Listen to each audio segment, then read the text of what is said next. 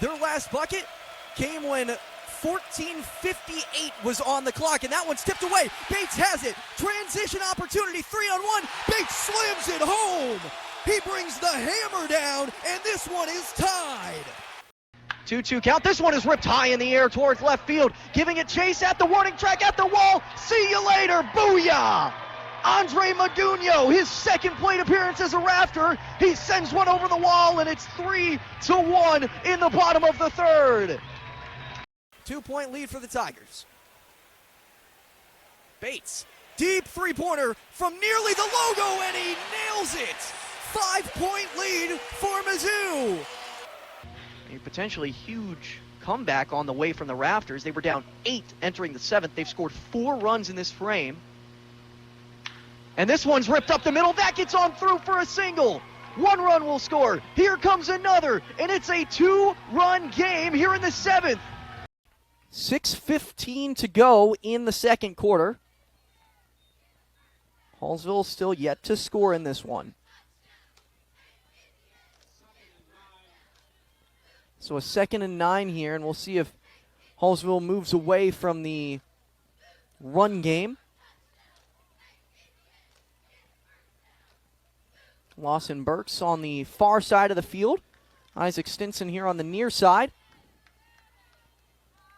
And 5 seconds left on the play clock. Hallsville is going to call a timeout here.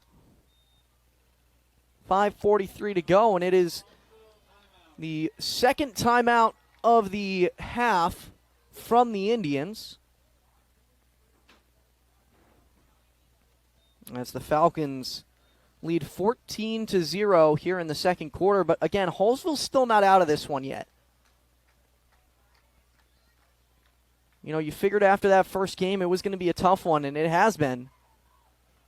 But the Indians still have a real chance here, but they have got to score. They've got to show off that offense. And that's what they're discussing right now is how can they do this? I mean, you look at that offense, they have so many different weapons that they can use. Stinson, of course, 1,500 receiving yards, but along with that, Gabe Jenkins has been really coming alive. He had multiple touchdowns in both Week 10 and 11, the district quarter and semifinals. Last week was held without a touchdown, but on the season, 545 receiving yards and 8 touchdowns. Lawson Burks, 418 receiving yards as well. And here's the snap. Matheny throwing to the right side, and that one is low and nearly intercepted. Not quite. Austin Nalges right there. Couldn't quite come up with it. Dropping incomplete. It's 3rd and 9, but lucky that one wasn't intercepted. So Hallsville's got another chance here. 5:37 to go in the second quarter. 3rd and 9 for Hallsville. Jenkins and Stinson on the near side. Smith and Burks on the far side. Morris beside Matheny. He's dropping back. Throws this one, lofts it in the air, and Smith can't catch it going to the ground. It was in his hands, and he can't believe he didn't catch that one. It was a good lofted pass from Braden Matheny. Tried to catch Smith on the run, but that's a difficult catch to make. It's over the shoulder. It's an awkward angle. You're not usually trying to catch an over-the-shoulder pass when you're running towards the sideline. So an odd spot, 4th and 9. Hallsville has to punt this one away. A pretty good punt there from Matheny. Bounces at the 35. Nice Hallsville bounce. Gets it close to the 20 before it rolls at the 22-yard line. And that's where Blair Oaks will get the ball at the 22. Blair Oaks up 14-0 with 5:20 to go in the first half. A tough game so far for Hallsville offensively. Defensively, they've been doing a pretty good job, but again, it was that one big play in the first score and then the one big play for the second score, which was the roughing the passer call. The first big play was Jackson Engelbrecht, of course, just 70 yards to the house like it was nothing. Back to that 5-wide formation. It's a low snap. Back's able to hold on to it, though. Runs this himself up the right side and goes out of bounds. A flag is thrown at the end of that play. That might be holding. So hold up. That would have been a 6-yard or so gain, but it might be coming back, and it is. It's against Blair Oaks, so bring them back 10 yards from the spot of the foul.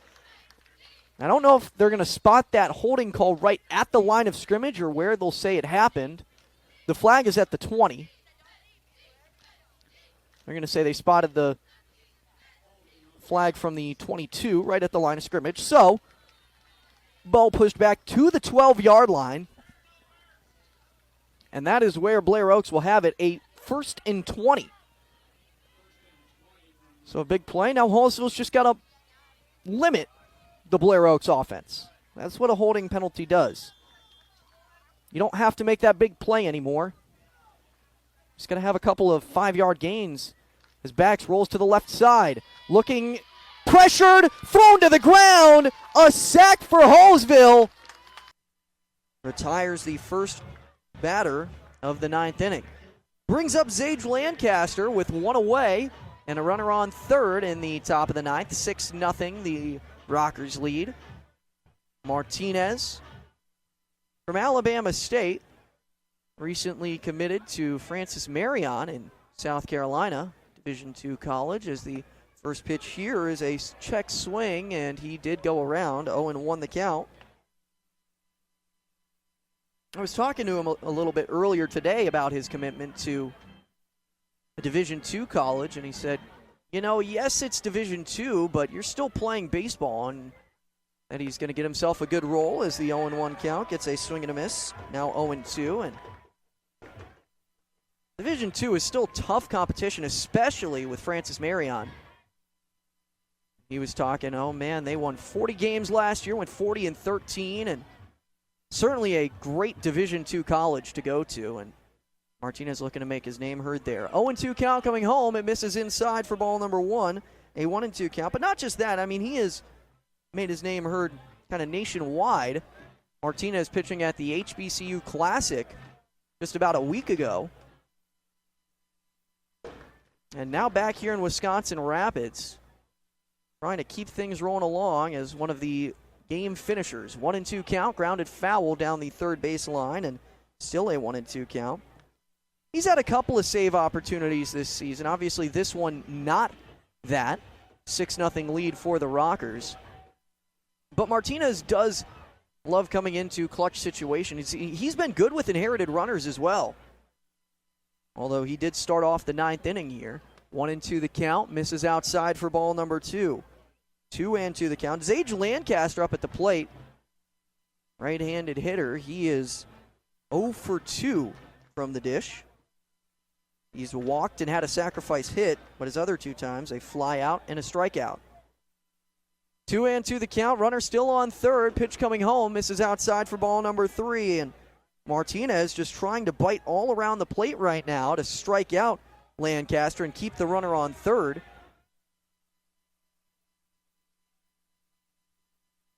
Martinez trying to pitch through the traffic. 3-2 count on the way home to Lancaster. Martinez brings the leg up, fires. It's a flare out down the right field line in foul territory and will reach into the Rockers bullpen for another foul ball. 8th pitch of the plate appearance comes up next for Lancaster. He's giving me plenty of time to talk about him. Right-handed hitting shortstop from the University of Hawaii. He had entered this game batting .225 and going to drop a little bit, but still looking to be productive. 3-2 count coming home. Swing and a miss for strike number 3, and Martinez gets the big K. Brings up Braden Buchanan with the runner on third, but now 2 outs, which takes the sacrifice out of order. And Buchanan, the right-handed hitting catcher, steps up to the plate against Martinez with the Rockers up 6-0 here in the top of the 9th. 1 run came across earlier in the inning on Joe Manella taking off from second on the odd double from David Baiania that got lost in the sky. First pitch to Buchanan, called for ball number 1. 1-0 the count. The other runs for the Rockers They scored 1 in the 8th inning. It was an unearned run as Buchanan came home to score on an error on a throw down from Nick Adrian. Now a 2-0 count as that one misses outside. And Buchanan, he's been on base 3 times today. Twice on walks and once on an error. Also struck out swinging back in the 4th inning. 2-0 count coming home to Buchanan from Martinez, and a breaking ball drops in there for strike number 1 on the inside edge. That's some good stuff from Martinez. 2-1 the count. Bayanea still over on third base. Trying to bring home one more to add to the Rockers' lead. 2-1 count, swing and a miss for strike number 2. And Martinez about to work out of this jam with the runner on third if he can get just one more strike. Buchanan is a tough batter to take care of, however. He's already showed that off this game. Batting .250 on the season. Trying to get his 9th RBI. 2-2 the count. It is called high for ball number 3. Did not miss by much, and Martinez was walking off. He thought that one was going to be strike number 3, but instead, Martinez now getting set to throw from the mound once again. Still the righty-righty matchup with a full count and 2 away in the top of the 9th. Pitch from Martinez. It's a fly ball, hit sky high over to third base in foul territory. Trailing over Arusevic, and he is under it and makes the play for out number 3, and that gets us through to the bottom of the 9th. Heading into it, it's 6-0 Rockers, and in that 9th inning, 1 run did come across on 1 hit. There were no errors, and there was 1 left on base. This is Rafters Baseball. You're tuned in to WFHR Wisconsin Rapids.